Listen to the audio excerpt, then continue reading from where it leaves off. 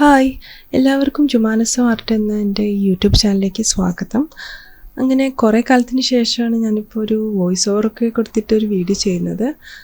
ഈ വീഡിയോയിൽ ഞാൻ ലയ ഇലിസ്ട്രേഷൻ്റെ കുറച്ച് പ്രോസസ്സിനെ കുറിച്ചും കൂടെ ഒരു മാസം മുമ്പൊക്കെ ആയിട്ടാണ് ഞാൻ എൻ്റെ ഇൻസ്റ്റാ പേജിനകത്ത് നിങ്ങളോട് ആർട്ട് റിലേറ്റഡ് ആയിട്ടുള്ള ക്വസ്റ്റ്യൻസ് ഉണ്ടെങ്കിൽ ചോദിക്കാൻ പറഞ്ഞിട്ടുണ്ടായിരുന്നു. അപ്പോൾ അതിനകത്തൊരു 5 ക്വസ്റ്റ്യൻസ് എനിക്ക് കിട്ടി. അപ്പോൾ അതിൻ്റെ ആൻസേഴ്സും കൂടെ ഞാൻ ഇതിനകത്ത് ഇൻക്ലൂഡ് ചെയ്യുന്നുണ്ട്. അപ്പോൾ ഇനി ഞാൻ വീഡിയോ സ്റ്റാർട്ട് ചെയ്യാം.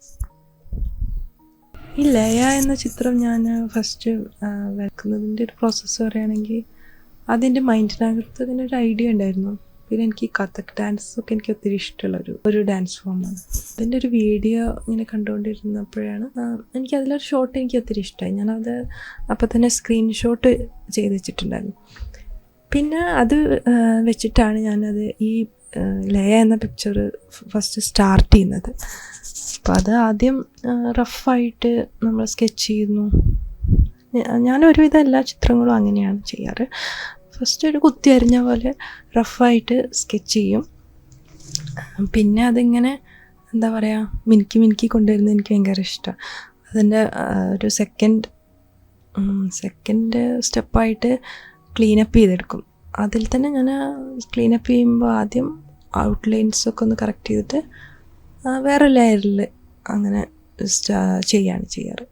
അപ്പോൾ അതാണ് ഫസ്റ്റ് സ്റ്റെപ്പ് ഈ ചിത്രത്തിൻ്റെ. പിന്നെ ഒരു കാര്യം ഞാൻ വിട്ടു. ഞാനിപ്പോൾ ഈ സ്ക്രീൻഷോട്ട് എടുത്ത് വെച്ചു എന്ന് പറഞ്ഞല്ലോ, അതേപോലെ തന്നെ ഞാനൊരു ചെറിയ തോതിൽ ഒരു മൂഡ് ബോർഡ് പോലെയും ചെയ്ത് വെച്ചിട്ടുണ്ടായിരുന്നു. അത് ഞാൻ ഈ വീഡിയോക്കകത്ത് സ്റ്റാർട്ടിങ്ങിൽ കൊടുത്തിട്ടുണ്ട്. പിന്നെ ഒത്തിരി ലേറ്റായി പോയി. നിങ്ങളടുത്തു നിന്നൊക്കെ ഞാൻ ചോദ്യം വാങ്ങിച്ച് വെച്ചിട്ട് ഒരു 1.5 മാസമൊക്കെ ആയി കാണും. Sorry for that. ഞാൻ പെട്ടെന്ന് തന്നെ ചെയ്യണം എന്നൊക്കെ കരുതിയിരുന്നു, പക്ഷേ പല കാരണങ്ങൾ കൊണ്ട് പറ്റിയില്ല, ലേറ്റായിപ്പോയി. അപ്പോൾ നമുക്ക് ക്വസ്റ്റ്യൻസ് സ്റ്റാർട്ട് ചെയ്യാം. ഇപ്പോൾ ഈ സ്ക്രീനിൽ കാണുന്ന ഇതാണ് എനിക്ക് വന്ന ആദ്യത്തെ ക്വസ്റ്റ്യൻ. എൻ്റെ ആർട്ട് കരിയറിൻ്റെ ഒരു ജേണി ആണ് ചോദിച്ചിട്ടുള്ളത്. അപ്പോൾ എൻ്റെ ആർട്ട് ജേണി തുടങ്ങുന്നത് എൻ്റെ ഒരു ചെറിയ പ്രായത്തിലാണ്. സാധാരണ കുട്ടികളൊക്കെ വരക്കുന്ന പോലെ തന്നെ ഒരു 3 വയസ്സിൽ ഒക്കെ ഞാനും വരച്ചു തുടങ്ങിയിട്ടുണ്ട്. ആ സമയത്ത് കൂടുതലായിട്ട് ഇപ്പോൾ ഒരു ബോക്സ് ഓഫ് കളറൊക്കെ കിട്ടുകയാണെങ്കിൽ അതിലുള്ള എല്ലാ കളറും കാണാൻ വേണ്ടിയിട്ട് എല്ലാം കൂടി വരക്കുന്ന അങ്ങനെയൊക്കെ ഒരു കുട്ടിയായിരുന്നു ഞാൻ. കുറേ ഡീറ്റെയിൽസ് ആയിട്ടൊക്കെ വരച്ചിട്ടുണ്ടായിരുന്നു, എല്ലാ കളറും ഒന്നിച്ച് കാണാൻ വേണ്ടിയിട്ട്.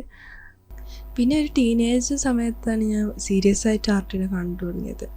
പിന്നെ ഞാൻ എൻ്റെ വർക്ക് കരിയറും ആർട്ട് തന്നെ ആവണമെന്ന് അന്ന് ഞാൻ ഉറപ്പിച്ചിട്ടുണ്ടായിരുന്നു. പിന്നെ ആ സമയത്തിനാണ് ഞാൻ പല മീഡിയംസും ട്രൈ ചെയ്യുന്നതും. Oil painting, water colour, poster colour, acrylic, പിന്നെ അതേപോലെ ഡിജിറ്റലായിട്ടും കൂടുതൽ പ്രാക്ടീസൊക്കെ ചെയ്ത് പഠിച്ചിട്ടുണ്ടായിരുന്നു ആ സമയത്ത്. ഇപ്പോഴും പഠിക്കുക തന്നെയാണ്. പിന്നെ അതിനിടയ്ക്ക് ഒരു 17-ാം വയസ്സിലൊക്കെയാണ് ഞാൻ ഫസ്റ്റായിട്ട് ഒരു ഫ്രീലാൻസ് വർക്ക് ചെയ്യുന്നത്. ആ സമയത്ത് ഞാൻ സൗദിയിലായിരുന്നു. ഒരു സ്റ്റോറി ബോർഡ് പ്രോജക്റ്റ് അങ്ങനെ ചെയ്തിട്ടുണ്ടായിരുന്നു. അതൊരു ടേണിംഗ് പോയിൻ്റ് തന്നെ ആയിരുന്നു ആർട്ട് ജേണിയിൽ. ഫസ്റ്റ് വർക്ക് ആവുക, പിന്നെ എന്തായാലും നമ്മൾ സാധാരണ വരക്കുന്ന പോലെയല്ല ഒരു വർക്കിന് വേണ്ടി ചെയ്യുമ്പോൾ. ഇപ്പോൾ അതേപോലെ എനിക്ക് ചെയ്യാൻ പറ്റുന്ന ഫ്രീലാൻസ് വർക്കൊക്കെ ഉണ്ടെങ്കിൽ എടുത്തിട്ട് എനിക്ക് തരുമായിരുന്നു. എനിക്കും നല്ല ഹാപ്പി ആയിരുന്നു അത് ചെയ്ത് കൊടുക്കാൻ വേണ്ടിയിട്ട്. പിന്നീട് ഞാൻ നാട്ടിലോട്ട് വന്നു. ഞാൻ animation and visual effects diploma കോഴ്സായിട്ട് ചെയ്തിട്ടുണ്ടായിരുന്നു. പിന്നെ കൊറോണ സമയത്ത് ഞാൻ കുറേ ഫ്രീലാൻസ് വർക്കൊക്കെ ചെയ്തിട്ടുണ്ടായിരുന്നു. അതിനിടയ്ക്ക് പിന്നെ ബൈജൂസിൽ ഒരു 1.5 വർഷം ആർട്ടിസ്റ്റായിട്ട് വർക്ക് ചെയ്തു ട്രിവാൻഡ്രത്ത്. ഇപ്പോൾ ഞാൻ currently children's book illustrator and ഡിസൈനറായിട്ട് വർക്ക് ചെയ്യാണ്. കൂടെ ഫ്രീലാൻസ് വർക്ക്സും എടുക്കുന്നുണ്ട്. എനിക്ക് ട്രഡീഷണൽ ആർട്ടും ചെയ്യാൻ ഇഷ്ടമാണ്, ഡിജിറ്റൽ ആർട്ടും ചെയ്യാൻ ഇഷ്ടമാണ്. അതിനകത്ത് ഞാനിപ്പോഴും എന്താ പറയുക, പുതിയ ഇതൊക്കെ ചെയ്യാൻ ശ്രമിക്കുന്നു. അപ്പോൾ വർക്കിൻ്റെ ഇടയിലുള്ള ഒഴിവ് സമയങ്ങളാണ് എനിക്കുള്ളത്. അല്ലെങ്കിൽ വീക്കെൻഡ് ഞാൻ എനിക്ക് വേണ്ടി കുറച്ച് സമയം പ്രാക്ടീസ് ചെയ്യാനും പഠിക്കാനും ഒക്കെ എടുക്കുന്നുണ്ട്. അതാണ് എൻ്റെ ഒരു ആർട്ട് ജേണി എന്ന് പറയുകയാണെങ്കിൽ. പിന്നെ അടുത്ത ചോദ്യം വന്നിട്ടുള്ളത് കളറിങ് ടെക്നിക്ക് എന്താണ് ഫോളോ ചെയ്യുന്നത്, ഈ ടെക്നിക്കിൽ തന്നെ തുടരാൻ ആരാണ് ഇൻസ്പയർഡ് ആക്കുന്നതെന്നാണ് ചോദിച്ചിട്ടുള്ളത്.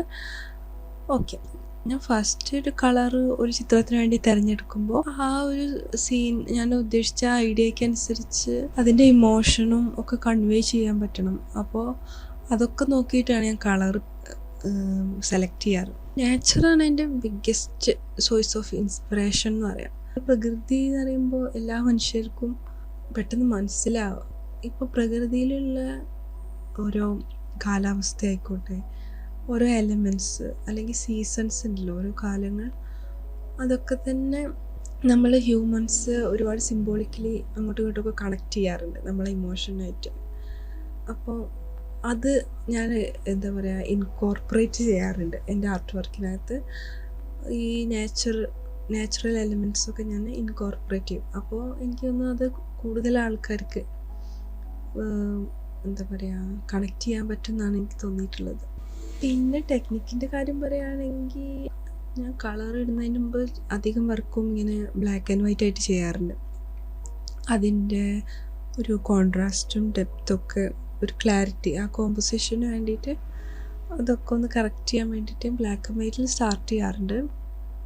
അതിൽ 100% ഞാൻ കറക്റ്റാണെന്നൊന്നും പറയുന്നില്ല. ഞാൻ പഠിച്ചുകൊണ്ടിരിക്കുന്നേ ഉള്ളൂ കറക്റ്റായിട്ട് ചെയ്യാനൊക്കെ. Once the values are set ഞാൻ പിന്നെ കളേഴ്സ് ആഡ് ചെയ്ത് തുടങ്ങാറുണ്ട്. പിന്നെ കളേഴ്സ് ആഡ് ചെയ്യുമ്പോൾ ഞാൻ പറഞ്ഞില്ലേ നേരത്തെ മൂഡും ഇമോഷൻസൊക്കെ അനുസരിച്ച് ഞാൻ അങ്ങനെ ആഡ് ചെയ്യും. ട്രൈഡിക് കളർ സ്കീംസ് ഉണ്ടല്ലോ, ട്രൈഡിക് തന്നെയാണ് ഒന്ന് പറയാം. ആ കളർ സ്കീംസും ഞാൻ ഇപ്പോൾ റീസെൻ്റായിട്ടില്ല, ഇപ്പോൾ നമ്മൾ ഈ കാണുന്ന ലയ എന്ന് പറഞ്ഞ ആർട്ട് വർക്കിനകത്ത് തന്നെ ഞാൻ അങ്ങനെ ഒരു സ്കീം അപ്ലൈ ചെയ്തിട്ടുണ്ട്. അത് എൻ്റെ ഈ കളറിങ് ടെക്നിക്സ് ഇപ്പോൾ ഞാൻ പറഞ്ഞല്ലോ, അത് ഞാനിങ്ങനെ ബാലൻസ് ചെയ്ത് കൊണ്ടുപോകാൻ ശ്രമിക്കുന്നു. ഇമോഷനും ആണെങ്കിലും ആ ഒരു സീനിന് വേണ്ടിയിട്ടുള്ള ഒരു സ്റ്റോറി ടെല്ലിങ്ങിനും ഒക്കെ അനുസരിച്ച് ഞാൻ കളറ് കൊടുക്കാറാണ് പതിവ്. പിന്നെ അടുത്ത ചോദ്യം വന്നിട്ടുള്ളത്, ഇതും സെയിം ഒരാൾ തന്നെയാണ് ഈ 2 ക്വസ്റ്റ്യൻസും ചോദിച്ചിട്ടുള്ളത്. അപ്പോൾ ഇതിനകത്ത് ഇതാണ് ചോദ്യം, ഞാൻ എങ്ങനെയാണ് കളേഴ്സ് ചൂസ് ചെയ്യുന്നത്, എങ്ങനെയാണ് ഷാഡോസ്, ഹൈലൈറ്റ്സ്, അണ്ടർടോൺസ് എങ്ങനെയാണ് ആഡ് ചെയ്യുന്നത്, പിന്നെ ലെയേഴ്സ് എങ്ങനെയാണ് അറേഞ്ച് ചെയ്യുന്നതെന്ന് അതിൻ്റെ പ്രോസസ്സും കൂടി ചോദിച്ചിട്ടുണ്ട്. അപ്പോൾ കളേഴ്സ് ഞാൻ നേരത്തെ പറഞ്ഞ പോലെ തന്നെ തീമിനനുസരിച്ച് ഇമോഷനനുസരിച്ച് ഒക്കെ നേരത്തെ പറഞ്ഞ പോലെ തന്നെ അതുതന്നെ. പിന്നെ ആ മൂഡ് സപ്പോർട്ട് ചെയ്യുന്ന രീതിയിലുള്ള കളേഴ്സ് തിരഞ്ഞെടുക്കാറുണ്ട്. ഷാഡോസ് ആൻഡ് ഹൈലൈറ്റ്സ് പറയുകയാണെങ്കിൽ അതും ഈ പറഞ്ഞ പോലെ ചില സീൻസ് ചിലപ്പോൾ ഫോർഗ്രൗണ്ടിലുള്ള ഒരു വസ്തു അല്ലെങ്കിൽ ഒരാൾ എന്തോ ആവട്ടെ ഇത് ശരിക്കും എടുത്ത് കാണിക്കണം, അല്ലെങ്കിൽ അതിനാണ് കൂടുതൽ പ്രാധാന്യം കൊടുക്കണമെന്ന് വെച്ചാൽ അതിനനുസരിച്ചുള്ളൊരു ലൈറ്റിംഗ് ഒക്കെ വെച്ചിട്ട് അഡ്ജസ്റ്റ് ചെയ്യാൻ ശ്രമിക്കാറുണ്ട്. ചിലപ്പോൾ വിജയിക്കാറുണ്ട്, ചിലപ്പോൾ പരാജയപ്പെടാറുണ്ട്. എന്നാലും അങ്ങനെയാണ് സംഭവം. പിന്നെ ഈ ലൈറ്റിങ്ങും ഷാഡോ അങ്ങനെയുള്ളത് ഒരുപാട് പഠിക്കാനുണ്ട്. ഞാനിപ്പോഴും പഠിച്ചുകൊണ്ടിരിക്കുന്നു, പ്രാക്ടീസും ചെയ്യുന്നു. ലൈറ്റിങ് ഒരു ഇമ്പോർട്ടൻ്റ് തന്നെയാണ് ചിത്രത്തിനകത്ത്. മൊത്തത്തിലുള്ള ആ ഒരു ഇല്ലസ്ട്രേഷൻ്റെ തന്നെ മാറും. കറക്റ്റ് ഇമോഷണൽ ഇമ്പാക്റ്റ് കിട്ടണമെന്നുണ്ടെങ്കിൽ കറക്റ്റ് ലൈറ്റിങ് തന്നെ വരണം. പിന്നെ ആഡിങ് അണ്ടർടോൺസ് എനിക്ക് ഇഷ്ടപ്പെട്ടൊരു കളറിങ് പ്രോസസ്സിലെ ഒരു കാര്യമാണ്. എന്താണെന്ന് വെച്ചാൽ നമ്മളിപ്പോൾ ഒരു റെഫറൻസ് നോക്കി ചെയ്യാൻ നോക്കുക. റെഫറൻസ് നോക്കുമ്പോൾ ചിലപ്പോൾ പ്ലെയിൻ കളറായിട്ട് തോന്നും, പക്ഷെ പ്ലെയിൻ കളറല്ല, അതിനകത്ത് ചെറിയ അണ്ടർടോൺസ് നമുക്ക് നോക്കിയാൽ കാണാൻ പറ്റും. അത് കുറച്ച് കൂട്ടിയൊക്കെ വരയ്ക്കുമ്പോൾ ആഡ് ചെയ്യുന്നത് എനിക്ക് ഭയങ്കര ഇഷ്ടമുള്ള കാര്യം. ഇപ്പോൾ മുഖത്ത് തന്നെ ശ്രദ്ധിച്ച് നോക്കിയാൽ ഒരു ബ്ലൂ, യെല്ലോ, പർപ്പിൾ ഒക്കെ ടിൻറ്റ് പോലെ നമുക്കിങ്ങനെ മനസ്സിലാക്കാൻ പറ്റും. അതൊക്കെ കുറച്ച് എന്താ പറയുക എക്സാഗ്രേറ്റ് ചെയ്തിട്ട് ആഡ് ചെയ്യാറുണ്ട്. അതെനിക്ക് ഇഷ്ടപ്പെട്ടൊരു പരിപാടിയാണ്. അതിൻ്റെ ടെക്നിക്കൽ സൈഡ് പറയുകയാണെങ്കിൽ നമ്മൾ ഡിജിറ്റലായിട്ടൊക്കെ ചെയ്യുമ്പോൾ നമ്മൾ ഒപ്പാസിറ്റി കുറച്ച് ഉള്ള ലെയേഴ്സ് ആക്കിയിട്ടാണ് നമ്മൾ ഈ ടിൻറ്റ് ആഡ് ചെയ്യുക. അല്ലാതെ ട്രഡീഷണൽ രീതിയിലും ഡിജിറ്റൽ ആർട്ടിൽ ചെയ്യാറുണ്ട്. ലൈക്ക് ഓരോ ലെയറല്ല ബ്രഷ് വെച്ചിട്ട് ഈ അണ്ടർടോൺസ് നമ്മൾ ഇങ്ങനെ ലയിപ്പിച്ചെടുക്കുന്ന രീതിയിലും ചെയ്യാറുണ്ട്. ഞാൻ പറഞ്ഞപ്പോൾ ആകെ കൺഫ്യൂഷൻ ആയോ? പിന്നെ ഒരു കാര്യം, ഞാൻ ഫോട്ടോഷോപ്പിൽ തന്നെയാണ് അധികം വരയ്ക്കാറ്. വേറെ ഒരു സോഫ്റ്റ്വെയറോ വേറെ ആപ്പോ ഒന്നും വെച്ചിട്ട് ഞാൻ വരച്ചിട്ടില്ല. ഫോട്ടോഷോപ്പിൽ overlay, soft light, multiply modes, blending മോഡിൽ കൊടുക്കാറുണ്ട് ഈ എന്താ പറയുക അണ്ടർടോൺസൊക്കെ കൊടുക്കുന്ന സമയത്ത്. അതുപോലെ ഹൈലൈറ്റ് ആണെങ്കിലും ഷാഡോസ് ആണെങ്കിലും ഒക്കെ ഞാൻ ഈ മെത്തേഡ് യൂസ് ചെയ്യാറുണ്ട്, ബ്ലെൻഡിങ് മോഡ്സ് മാറ്റിയിട്ട്. ലെയർ ഓർഗനൈസേഷൻ വളരെ ഇമ്പോർട്ടൻ്റ് ആയിട്ടുള്ളൊരു കാര്യം തന്നെയാണ്, അത് എല്ലാവർക്കും അത് കൂടുതൽ ഫ്ലെക്സിബിലിറ്റിയോട് ചെയ്യണമെങ്കിൽ ലെയറിങ് കറക്റ്റ് പേരും ഒരു ഗ്രൂപ്പൊക്കെ ആക്കി വെക്കുന്നത് എപ്പോഴും നല്ലതാണ്. കൺഫ്യൂഷനൊന്നും ഇല്ലാതെ പെട്ടെന്ന് നമുക്ക് മാറ്റാൻ പറ്റും. ഞാൻ ലെയർ ഇങ്ങനെ ഒരു ഓർഡറിലാണ് ചെയ്യാറ്. ആദ്യം ബാക്ക്ഗ്രൗണ്ട്, പിന്നെ ബാക്ക്ഗ്രൗണ്ട് എലമെൻറ്റ്സ്, പിന്നെ ക്യാരക്ടേഴ്സ് ഉണ്ടെങ്കിൽ അത്, ഫോർഗ്രൗണ്ട് എലമെൻറ്റ്സ്, പിന്നെ എഫക്ട്സ് ആൻഡ് ലൈറ്റിംഗ് ലെയേഴ്സ് കൊടുക്കും. പിന്നെ ലാസ്റ്റ് ഒരു കളർ ഗ്രേഡിങ് പോലത്തെ ഒരു ലെയറും കൊടുക്കാറുണ്ട്. ലാസ്റ്റ് ഒരു സിഗ്നേച്ചറിൻ്റെ ഒരു ലെയറും. ഇങ്ങനെ നമ്മൾ ചെയ്യുന്നത് കൊണ്ട് നമുക്കിപ്പോൾ ഈ ഒരു ഇല്ലുസ്ട്രേഷൻ പിന്നീട് ഭാവിയിൽ ആനിമേഷൻ ചെയ്യണമെന്നോ അല്ലെങ്കിൽ എന്തെങ്കിലും അതിനകത്തുനിന്ന് ഒരു എലമെൻറ്റ് മാത്രം എടുക്കണം എന്നൊക്കെ ഉണ്ടെങ്കിൽ ഇങ്ങനെ ലെയർ ചെയ്യുന്നത് നല്ലതാണ്. ഇപ്പോൾ ആനിമേഷനൊക്കെ ചെയ്യാൻ നിങ്ങൾക്ക് പ്ലാൻ ഉണ്ടെങ്കിൽ എന്തായാലും കറക്റ്റ് ലെയറിങ് ചെയ്യും. ഓക്കെ, അപ്പോൾ അതൊരു ക്ലാരിറ്റി ആയി കാണുമെന്ന് കരുതുന്നു. പിന്നെ വേറൊരു ക്വസ്റ്റ്യന്, ഞാനൊരു ആർട്ടിസ്റ്റാണ്, അപ്പോൾ എങ്ങനെയാണ് ഫ്രീലാൻസ് ജോബ്സൊക്കെ നമുക്ക് കിട്ടി തുടങ്ങുകയെന്നാണ് ചോദിച്ചിട്ടുള്ളത്.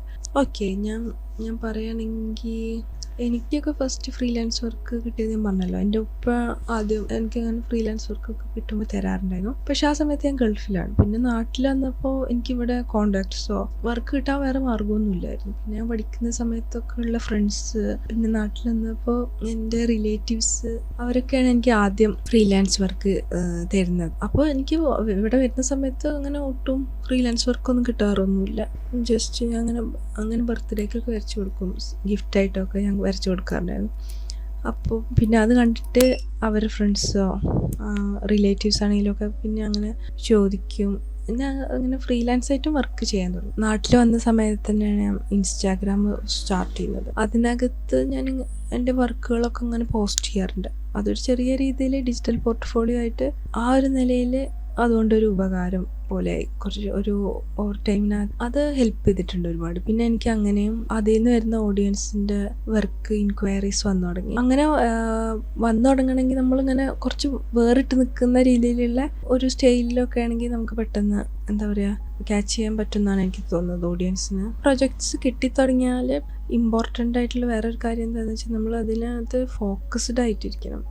ടൈമിൽ ഡെലിവറി ചെയ്യാൻ പറ്റണം. അത്യാവശ്യം മെയിൻറ്റെയിൻ ചെയ്യണം നമ്മൾ ആ ഗുഡ് ക്വാളിറ്റി വർക്കിൻ്റെ. Consistency really matters. അപ്പം അത് ശ്രദ്ധിക്കണം. ഇപ്പം നമ്മൾ കറക്റ്റായിട്ട് ഡെലിവറി ചെയ്യുന്നുണ്ടെന്നുണ്ടെങ്കിൽ തീർച്ചയായിട്ടും ചിലപ്പോൾ ക്ലയൻറ്റ് വീണ്ടും നമ്മൾക്ക് തന്നെ വർക്ക് തരും. എനിക്കങ്ങനെയാണ് തോന്നിയിട്ടുള്ളത്.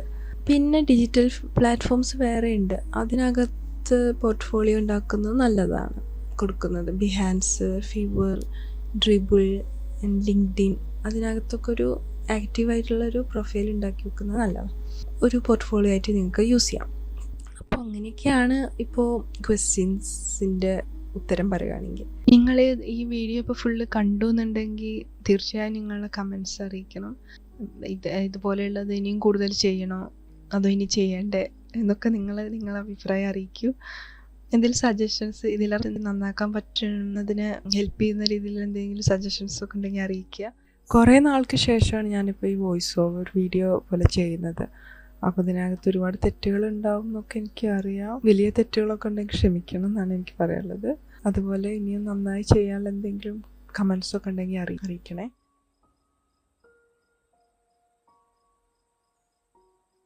അപ്പോൾ ഇനി ലയ എന്ന് പറഞ്ഞ ഈ ചിത്രത്തിൻ്റെ പ്രോസസ്സിലോട്ട് തന്നെ തിരിച്ചു വരാം. ഇപ്പോൾ നിങ്ങൾ കാണുന്നത് ഞാൻ ഡീറ്റെയിലിംഗ് ചെയ്യുന്നതാണ്. ഡീറ്റെയിലിംഗ് ഇങ്ങനെയുള്ള ഡീറ്റെയിൽ ചെയ്യുന്നത് എനിക്ക് ഭയങ്കര ഇഷ്ടമാണ്. പിന്നെ അതിനകത്ത് ഇപ്പോൾ ഫേസ് അത് എൻ്റെ ഒരു സ്റ്റൈലൈസേഷൻ്റെ ഭാഗമായിട്ട് ഞാൻ ചെയ്യുന്ന ഒരു സംഭവമാണ് ഈ സ്പൈറൽ പോലത്തെ ഡിസൈൻസ്. ഞാൻ അങ്ങനത്തെ ഡിസൈൻ ചെയ്യുന്നത് എനിക്ക് ഒത്തിരി ഇഷ്ടമാണ്. ആർട്ട് സ്റ്റൈലാണ്. പിന്നെ ഇപ്പോൾ ഇതിൽ നിങ്ങൾക്ക് കാണാം ഞാൻ ഇങ്ങനെ കളർ ചേഞ്ച് ചെയ്തുകൊണ്ടിരിക്കുന്നുണ്ട്. ബാക്ക്ഗ്രൗണ്ട് ആണെങ്കിലും അതിൻ്റെ ദുപ്പട്ടയാണെങ്കിലും വിങ്സിൻ്റെ ഇങ്ങനെ മാറ്റിക്കൊണ്ടേ നിൽക്കുകയാണ്. അതിൽ ഏതാണ് കൂടുതൽ മാച്ച് എന്ന് വെച്ചാൽ അത് ആഡ് ചെയ്യുന്ന തിരക്കിലാണ്. ഈ സമയത്തൊന്നും എനിക്കൊരു സാറ്റിസ്ഫാക്ഷൻ ഇല്ലായിരുന്നു. അതിൻ്റെ ആ കളറൊക്കെ കണ്ടില്ലേ, ഒത്തിരി കളറ് വേണമെന്നുണ്ട് എൻ്റെ മനസ്സിൽ. പക്ഷേ അതിൻ്റെ ആ ഒരു നമ്മൾ ഉദ്ദേശിക്കുന്ന പോലെ എത്താനാണ് കുറേ ടൈം എടുക്കുക. ഇതിലിപ്പോൾ ഒരു 90% വർക്കും കഴിഞ്ഞിട്ടുണ്ട്. പക്ഷേ ഇനിയുള്ള സ്റ്റെപ്പ് എന്ന് പറഞ്ഞാൽ ഒരുപാട് ടൈം എടുക്കുന്ന സ്റ്റെപ്പ്. അതിനകത്ത് എന്തൊക്കെ ഇനി ആഡ് ചെയ്യാം ബോറാവാതെ, അതുപോലെ എങ്ങനെയൊക്കെ അതിന് കുറച്ചും കൂടെ ജീവൻ, ഒരു സുവലുണ്ടല്ലോ ഒരു ചിത്രത്തിന്, അതെങ്ങനെ കൊണ്ടുവരാമെന്നൊക്കെ ഇങ്ങനെ നോക്കുന്ന ഒരു പ്രോസസ്സാണ് ഇപ്പോൾ നടന്നുകൊണ്ടിരിക്കുന്നത്. ഇതിനകത്ത് ഇപ്പോൾ ചെയ്തുകൊണ്ടിരിക്കുന്നത്, അതിനകത്ത് ചെറിയ ചെറിയ ബ്ലർ എഫക്ട്സ് ആഡ് ചെയ്യുന്നു, ഷെയ്ഡിങ് ആഡ് ചെയ്യുന്നു. പിന്നെ ട്രാൻസ്പെറൻ്റ് ആയിട്ടാണ് ഞാൻ ആ ദുപ്പട്ട കൊടുത്തിട്ടുള്ളത്. അപ്പോൾ അതിൽ ഇങ്ങനെ ബാക്കിൽ നിന്ന് നമ്മൾ ലൈറ്റ് അടിക്കുമ്പോൾ കാണുമല്ലോ, ഇങ്ങനെ സർഫസ് ഷെയ്ഡ്സ് നമ്മൾ ആഡ് ചെയ്യുമല്ലോ, അതാണ് ഇപ്പം ഞാൻ ആഡ് ചെയ്യാൻ ശ്രമിച്ചുകൊണ്ടിരിക്കുന്നത്. എൻ്റെ മനസ്സിനകത്തുണ്ട് ഇങ്ങനെ ബാക്കിൽ നിന്ന് ഇങ്ങനെ ചില കളർ ഷാളുകളിലൊക്കെ ലൈറ്റ് വരുമ്പോൾ ഭയങ്കര ബ്രൈറ്റ് ആയിട്ടൊരു കളർ വരും, റെഡ്, അവരിങ്ങനെ പർപ്പിളൊക്കെയാണ് ഏറെ കളർ ഇങ്ങനെ ഒരു പ്രത്യേക രീതിയിൽ കാണുക. അതുകൊണ്ടാണ് ഞാൻ ആ പർപ്പിൾ അതിനകത്ത് കൊടുത്തിട്ടുള്ളത്. അപ്പം അങ്ങനെയുള്ള എഫക്ട്സൊക്കെയാണ് ഇപ്പോൾ ഞാൻ ആഡ് ചെയ്തുകൊണ്ടിരിക്കുന്നത്.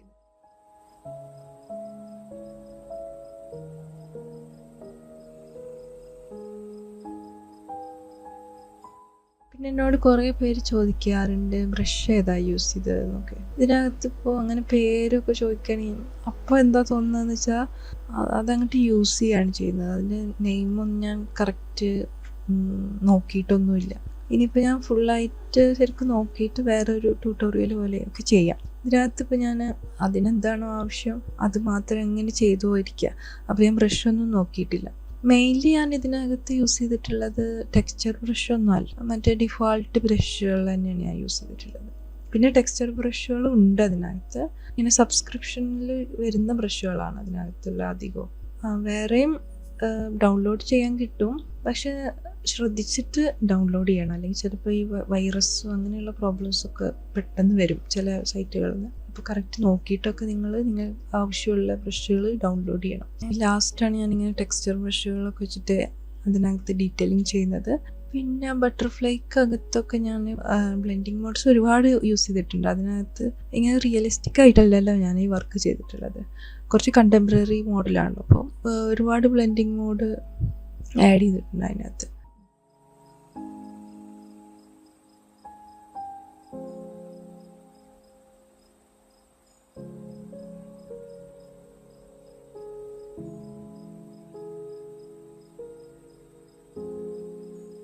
പിന്നെ ഒരു പ്രശ്നം ഞാനിത് ചെയ്തുകൊണ്ടിരുന്നപ്പോൾ എനിക്ക് തോന്നിയത് അതിൽ നിന്ന് ഇങ്ങനെ വിട്ട് കാണിക്കുന്നില്ല, ഒരുപാട് ഡീറ്റെയിൽ ഉള്ളതുകൊണ്ട്.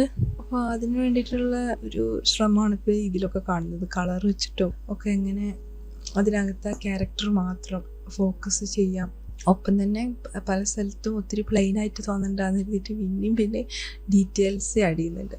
പിന്നെ ഇങ്ങനെ പേഴ്സണൽ വർക്ക്സ് ചെയ്യുമ്പോൾ ഇതാണ് ഇങ്ങനെ ചെയ്തുകൊണ്ടേ ഇരിക്കാൻ തോന്നും, ഡീറ്റെയിലിംഗ് ഇങ്ങനെ ആഡ് ചെയ്യാൻ തോന്നും.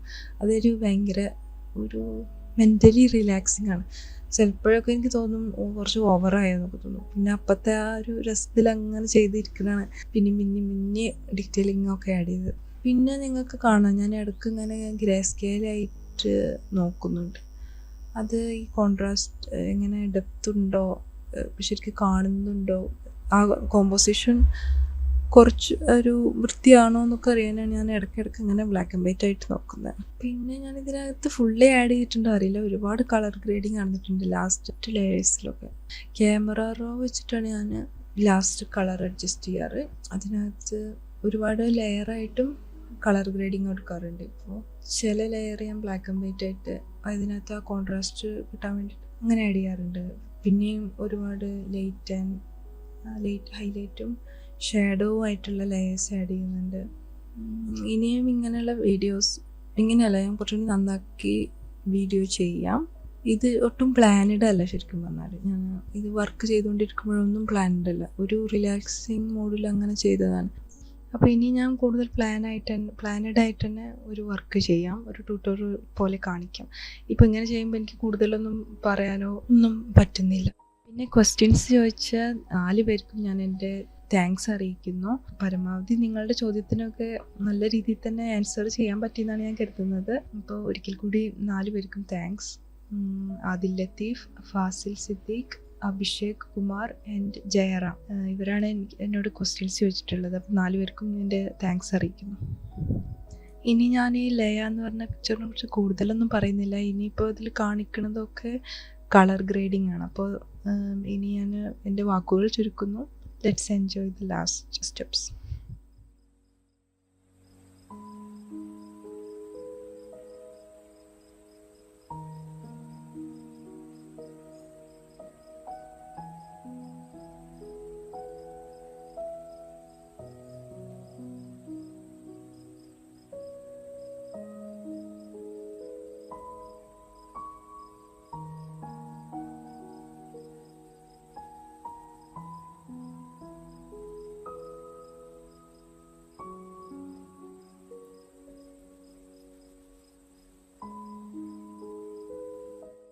പിന്നെ നമ്മൾ ഈ ലയ എന്ന് പറഞ്ഞ ചിത്രത്തിനെ കുറിച്ച് കൂടുതൽ സംസാരിച്ചോ എന്ന് ചോദിച്ചാൽ ഇല്ല. ഈ ക്വസ്റ്റ്യനും ചിത്രത്തിനെ കുറിച്ച് ഡിസ്ക്രിപ്ഷനും കൂടെ ഒന്നിച്ച് എനിക്ക് നല്ലപോലെ ചെയ്യാൻ പറ്റുന്നില്ല എന്നുള്ളതാണ് സത്യം. ഇനി അപ്പോൾ നമുക്ക് വെറും ഒരു ചിത്രത്തിനെ കുറിച്ച് മാത്രമായിട്ട് സംസാരിക്കുന്ന രീതിയിൽ ചെയ്യാം. ഇതിപ്പോൾ ഇങ്ങനെ ക്വസ്റ്റ്യൻസിൻ്റെ ആൻസേഴ്സ് ആയിട്ട് പോട്ടെ. നിങ്ങൾക്ക് ഇതുപോലെയുള്ള വീഡിയോസ് ഇനിയും കാണുന്നുണ്ടെങ്കിൽ please subscribe, like and share. നിങ്ങളുടെ കമൻറ്റ്സ് റിയലി വാല്യുബിൾ ആണ് എനിക്ക്. അപ്പോൾ നിങ്ങളെ കമൻറ്റ്സും കൂടി അറിയിക്കണേ. അപ്പം ഞാൻ പോകുന്നു. അപ്പോൾ ശരി, ബൈ.